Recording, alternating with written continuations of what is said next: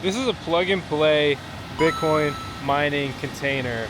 It is able to run 88 miners at one time if you have the electrical capacity. Yo, I'm Drew Vosk, trying to get my James Bond on. Back when James Bond used to be a good movie series. But like everything in Hollywood, they ruin it. But I will try my hardest not to ruin this video. I want to run through this mining container, how it's been for me, how it works, and just kind of everything in between, because you've been thinking about getting into mining on a medium to larger scale. A solution like this may be great for you, or maybe you want to take some ideas from this and DIY it. I'm a huge proponent of just building your own mining farm, being the custodian of your coins, right? Putting power back into the hands of the people. Bitcoin and other cryptocurrencies are absolutely financial liberty, so we need that more than ever these days. Plan B is becoming more and more important. I can't even say every year, every month, every day lately. So let's dig into it.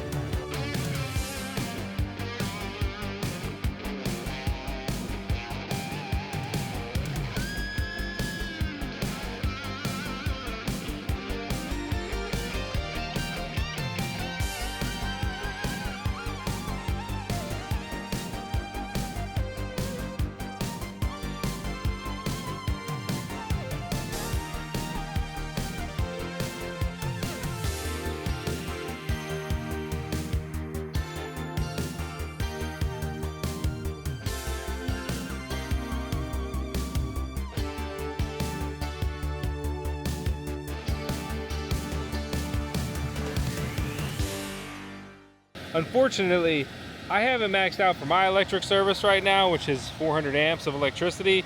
I'm running about 30 miners, and not all of them are full power miners that you would expect, like a Bitmain Antminer S21 or S19, typical Bitcoin mining rigs. So that's my standoff electrical service, and then it goes underground, goes up into the pod, and from there we break it off. We also have hardwired internet ran into there, and it's also ran backwards from the backup internet, which is Starlink out here on the VoskCoin mining farm. You look at this thing, we got an intake side, we got exhaust fans, and then we got miners in between. There are also fans on the miners that move air themselves, adding to the formula of how much air is coming in and moving out at what power, which if we want to sound really cool like we went to college for our whole life, thermodynamics. Yep, you get into mining, you basically get a college degree, but it's pretty easy. Well, somebody told me it was easy passive income. Some guy on YouTube with the coolest dog in the world, plug in Ethernet and power, and you start making some coin. So the intake side has replaceable filters, and on the replaceable filter side, there's 6 filters on each row, and Digital Shovel, the manufacturer of this, actually has a filter replacement program, which is pretty cool now. If you want to get that basically automated, my original set of filters, I also just bought the replacement right off of Amazon and got those delivered in a day or two. When you look at these, you can see that they're pretty dirty. These would benefit from changing, but to be honest, mining is absolutely profitable, but a set of filters can set you back like a quick 300 bucks, and after I account for my electricity bill, that cuts deep into it. So to be honest, I change these twice a year, and things go pretty fine on the inside. I've never cleaned the inside of my shovel, and you can see that it's dirty. You wouldn't want to lick the ground, but it's fine, and miners stay fine overall. They perform just good enough. So Digital Shovel has recently upgraded their fans from the older belt-driven ones, which to be honest I've had a lot of problems with. I've replaced all of these actually, and 2 are broken. But they've sent me, I've already received 1, I have the other set on the way. They sent me 2 replacement of their new fan model. It's direct drive fans, they're more powerful, they're supposed to be way more robust and longevity. Reliable. So I am so excited for that. It's great to see them continuing to improve their design. These are actually pretty easy to replace, all things considered. You pretty much just loosen them there at the top, take the panels that hold them off on the side, and they come out. I would say though, if possible, definitely a 2-man job. I referenced earlier how the power comes in through the side and goes up through this conduit, and then it's piped in here into these punch outs. So a cool thing about the design for this in particular, and there's some other things that do similar things, you can just deploy these right next to each other. You could get one and then you could punch that out and put one literally right next to it, right? So then it would just be in tandem, 2 units right there. So that's a cool piece of modularity on this unit. But I'm running the power in there, and then there's 2 PDUs. There's one PDU on one side, one PDU on the other side. And for me, I've got a 200 amp circuit run to both of those. And then from there, the PDU has all these outlets, and then it's kind of like a breakout board. I get all these different opportunities and circuits to plug in different miners in different locations. Since I'm utilizing single phase instead of 3-phase, and this is a 208 version PDU, basically I only get 2/3 of the outlet capacity because I got 2 hots and a neutral. Some of the other typical features you'll see on these, there's been so many different models and variations over the years too, which is interesting. Security cameras inside and out, magnetic locking system with a keypad. It also supports RFID entry, or like keyless entry or key card entry. It also has manual locks, so utilize all those safety features. That's pretty much it. It's metal. Most of their things are built in-house. It's pretty cool the way they stamp their intake hoods with their logo. And they have a cool machine, which Scott actually came down when they delivered this, which we got the opportunity to review this, just to be clear, so that was super cool. I don't have to make this video or anything like that. I just wanted to make a video. I get a lot of questions about this thing. I just thought it'd be fun to kind of talk about it elaborately and explain the good, the bad, my experience with it, and so forth. But he's got a machine that basically makes the shelves on the inside, and they're like rolled steel. It makes them very small, very durable. Just they can support a lot of weight.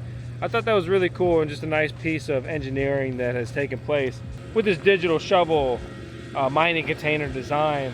Right, so those are some of the benefits. You get that smaller form factor. You get that density over, say, just DIYing a metal shipping container, which of course is like the original spirit of this.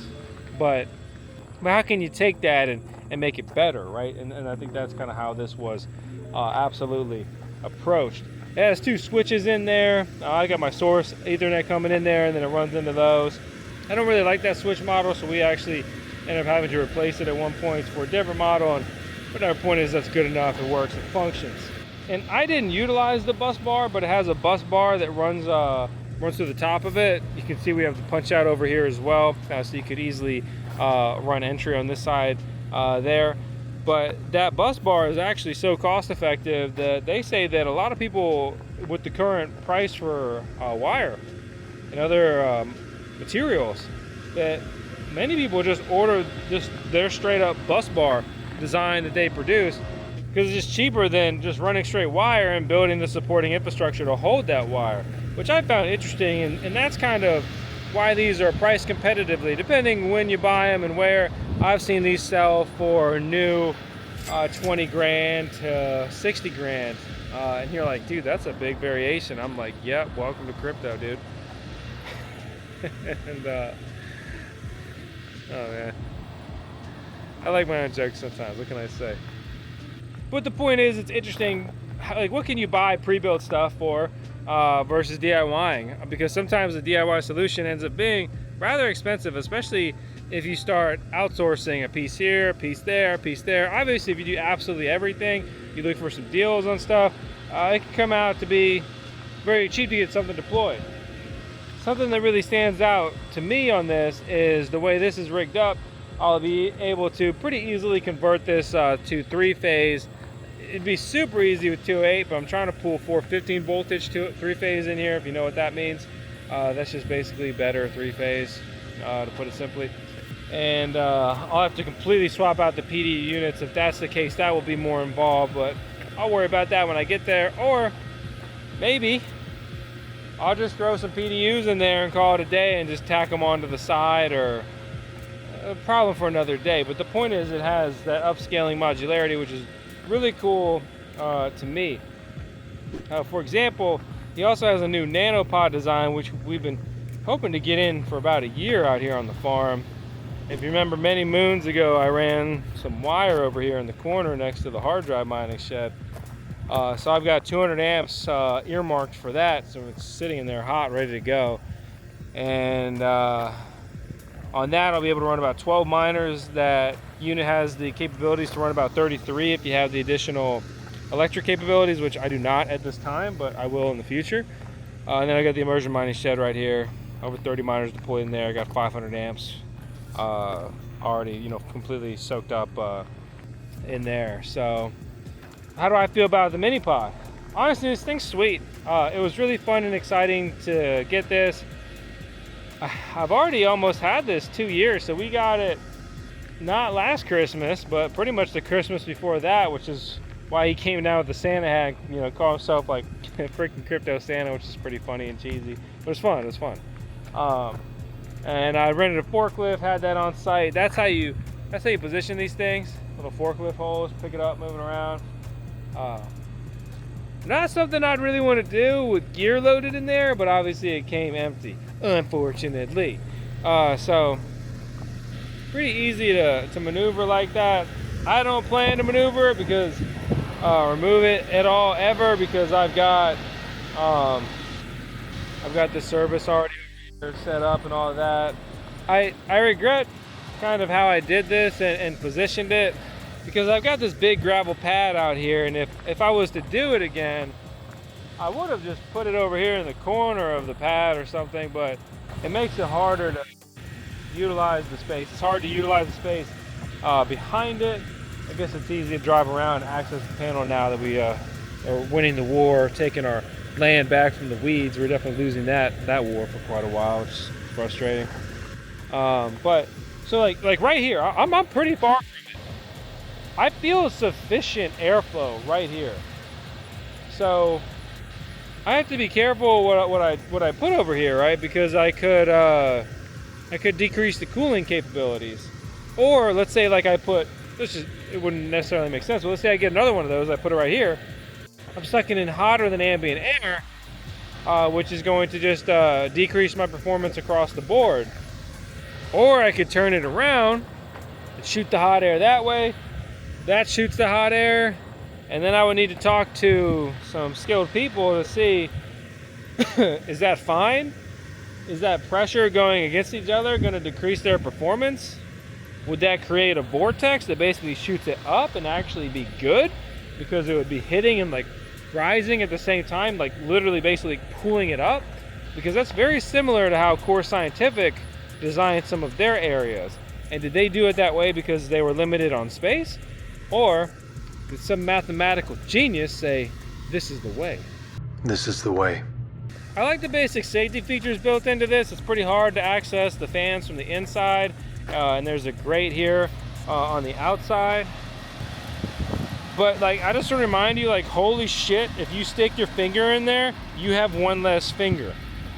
And you're like, so what? Don't do something dumb. But now I worry about, you know, kids being out here messing around, making a mistake that could impact them for the rest of their lives. And, you know, really it's just like, I just don't like things that could permanently disfigure me. What can I say? And you could say that about maybe like the dry coolers too, with the immersion shed, but the grills on those are much tighter, making it harder to basically mess up that bad.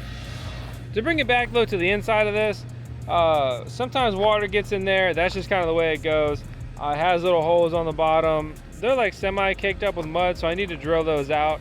But it never fills up with water. It drains enough. And I've never even messed with it, so that's good enough. A little shocking the first time, and then you realize, well, whatever.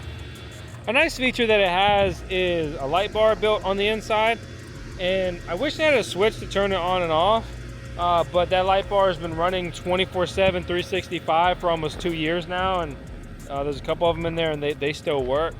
And they provide great lighting, so that's nice. And it's nice to just have an efficient lighting solution, because obviously there's no windows or anything. You're not going to get much light from the intake vents. You get a little bit of light from the exhaust fans, but again, I mean, they're spinning and degrading a lot of that. Plus, that light's coming in from the back of your work area where you don't need it. There's cable trays and other pieces to help with wire management run throughout the unit. Being the savage I am, the uncivilized degen, I don't use it. Every day I go in there, I feed the spaghetti monster of doom. I'm worried I look at those Ethernet wires too long, they're gonna freaking go straight Medusa on me and you'll never see me again, but.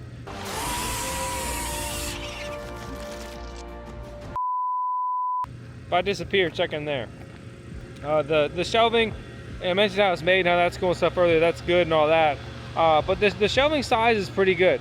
I haven't run into too many miners that don't fit, and you can only do like a one size fits all for so many things. There's going to be outliers. For example, like the Bombax miners are huge, some of the Jazz miners are huge, so that's hard to work with. To contrast that, right, the S21s, which these are big boys, they fit in there. S19 is really what it was designed around, that most common standard issue Bitcoin miner. Those obviously fit. Pretty much, obviously, micro BT What's miners fit, even if they're a little on the chunky side. But yeah, everything in here fits. It works, it's fine, it's good. And so that's cool, good enough. And if it doesn't fit vertically, I can just lay it down. If I had the electricity for maximum capacity, that would suck. But I don't. So it doesn't matter at all.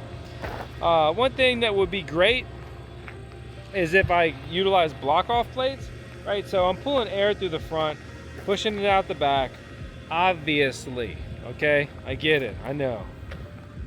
All you do is rant. You're redundant. I can see the comments now. Okay, whatever, dude. Point is, I don't have it fully filled out. So if I had it completely filled, then every miner is everywhere and I need air everywhere and it's pulling through everywhere, and that's good, that's fine, that's great. If it's not, I'm pulling air through areas that's not hitting miners and it's not cooling them, it's not helping. Whereas if those are blocked off, I would have the same exhaust force, but I would be pulling more air through the areas that matter, which are the miners. So that's one thing that I've thought about, but the miners in here have changed so many times. I had some issues with one of the PDUs for a long time until I figured out how to disable its smart functions and make it, you know, what's considered a dumb PDU, and then it's been rock solid since then. Also, we had to tighten the interior connections of the PDU. Which, huge shout out to Dennis and Colby at BMA for helping me figure that out and get that thing back online. But the high reliability here has been great for me since then, and the consistent usage has helped me get into a better electricity rate, decreasing my electricity costs from about 10 cents per kilowatt hour to about 7 cents per kilowatt hour. And I mean, we're talking a 30% decrease in my electricity costs. That's crazy. It is, you know, quite often taking my miners from breaking even, or even some of them losing money, to now being profitable or more profitable, or, you know, turning bigger profit, obviously, whatever. So that's been a big boon for the VoskCoin mining farm business, and just helping to keep me in the game. So I've got a big field out here right on a farm, and I'm interested in moving away from as much farming and moving to solar panels, and really to turn this into a solar field and be my own electricity producer. So I'm working towards that. Right now I'm finishing design and deployment for solar power at my house to wipe out my residential electricity bill and power a couple miners at home if I want them, and a bunch of other stuff. I'm leaving capacity for an electric vehicle and also electric utility vehicles. I think that seriously every like Gator, ATV and stuff like that is just going to become electric moving forward, because something you may not use all the time. Granted, I use that, we use that literally every day, so that's my daily driver, baby. And everything that you don't use often, like, why would you want a gas motor unless you need a gas motor? And I understand the appeal of, like, well, if the grid's out, this and that, I can always bring more fuel. Well, like, let's just say we're not in an apocalypse scenario, because I get that point of view, but also, where are you going to keep getting good gas from? Right, that's going to be liquid gold. The point, though, is now that things are becoming more and more accessible on like energy storage, you could just buy a backup battery, charge it up at home, go out to wherever you want to take your ATV, whether it's your property or you're taking it somewhere, whatever, and use it up, bring it back, and then hook it up to the battery you brought, or even lug the battery around with you and then plug it in. I mean, it's just like bringing a power bank for your phone, but supersize me.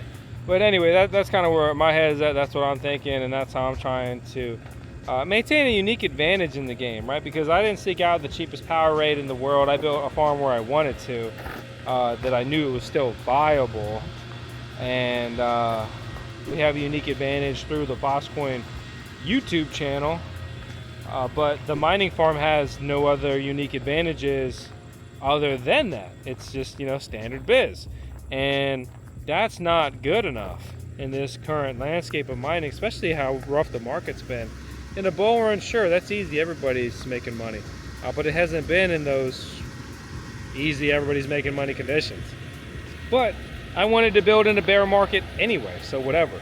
The point though being is, I'm hoping things will get crazy with the market, everything will be super profitable, miners will become ridiculously priced like they always do in bull markets. Honestly, they're already kind of ridiculously priced, which is very frustrating and painful. I've talked about that in other videos recently. But the point is, at that point, not really going to acquire many more miners, maybe a couple here and there, just for fun, for content, or something I really want, or for some reason I think it's worth it. But then at that point, I am gonna look at taking profits and deploying my capital on solar, right? And then forget making my electricity company rich. So I'll pay off the miners, I'll pay off the solar. I got a real life money cheat code, man. I'm dead set on doing this. I'm gonna do this, so they're gonna kill me. So one or the other. That's to illustrate how serious and how dead set on this I am. So the next phase is going to be big planning, big engineering. I need to figure that out, but I'll kind of put a cork in the solar dream right now for this video. Bringing it back to the pod, right? It's been good. It's been good overall. I had to work through some kinks. It wasn't clear to me in the beginning that I basically received a prototype pod, and then that pod never ended up being produced. So to my knowledge, I have the first and last 208 voltage digital shovel. And, nothing's without its quirks, but to absolutely give Scott, the owner and creator of Digital Shovel and operator, credit, there is no one in the industry that has been trying to make a solution like this and producing a solution like this as long as he has, that I know of. And this is so much more approachable than some massive shipping container. It's priced so much better than some of these companies that don't give a f about the little guy, and it's so obvious. If your unit costs over $100,000, the average person was never in your train of thought. So these are great, right? Get 88 miners or less or whatever, like me. Reasonable price point. The Nanopod is even more approachable on the smaller scale. But some of these big containers, they look pretty cool, and they may be built for more miners, say 100 to 150, 200, 330, right? But they cost well over $100,000, and it's just not realistic or feasible for the smaller miner. And whatever happened to one CPU, one vote? What happened to decentralization? Because at this rate, only million and billionaires are going to be mining Bitcoin and the other cryptocurrencies, because they're going to have all of the economies of scale. They're going to have the right electricity rates. They're going to have all the funds to do this, and it's just going to continue to be so expensive. Miners, so expensive. Mining infrastructure, so expensive. The electricity bill, so expensive, right? It'll cut you down piece by piece, and so that's why I'm a big fan of these. It's much more in line with like what they call pleb mining and stuff like that. So I'm happy with mine. I enjoy mine. I'm looking forward to upgrading it with the fans. I'm looking even more forward to upgrading it with more electrical capacity. in the future, and I dream of zeroing out my electricity bill on this and everything else one day as well, because it's shocking how many miners that are like so cheap and easy to acquire, or that you may already have if you've been into mining, that earn $4, $5, $6, $8, $10 a day, but depending on your electricity rate, may cost you that much to run.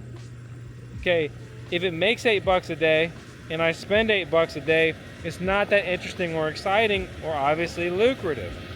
If it makes $8 a day and my electricity is free because, you know, I paid off my other stuff and I'm generating it, well, that's plus 8 a day. So I power 10 miners like that? I'm making $80 a day doing nothing. That's incredible. That's awesome, right? And then let's say we get crazy, right? And we don't have 10 now, we got 100. We have 100 basically unprofitable miners. And we are making $800 a day. I know, that's a big endeavor. It's expensive, but let me dream. And do I not work towards my goals that I talk about here every day? The only person coming up with all the excuses that you hear are probably you. It's probably you. You can't win if you don't play the game, and I don't plan on not trying. I don't plan on giving up. Financial freedom will never be handed to me. Only I can try to achieve financial freedom myself. So hey, I'm Drew Vosk. You're on the VoskCoin YouTube channel.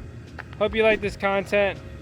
Hope you subscribe and stick around if you're not already a subscriber.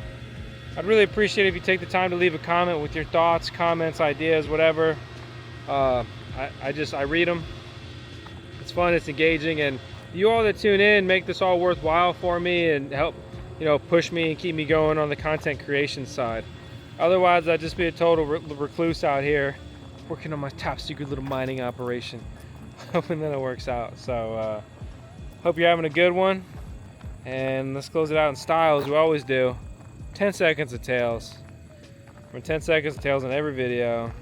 Our most famous title, the one I'm most proud of. It's not CMO, it's not Chief Mining Officer.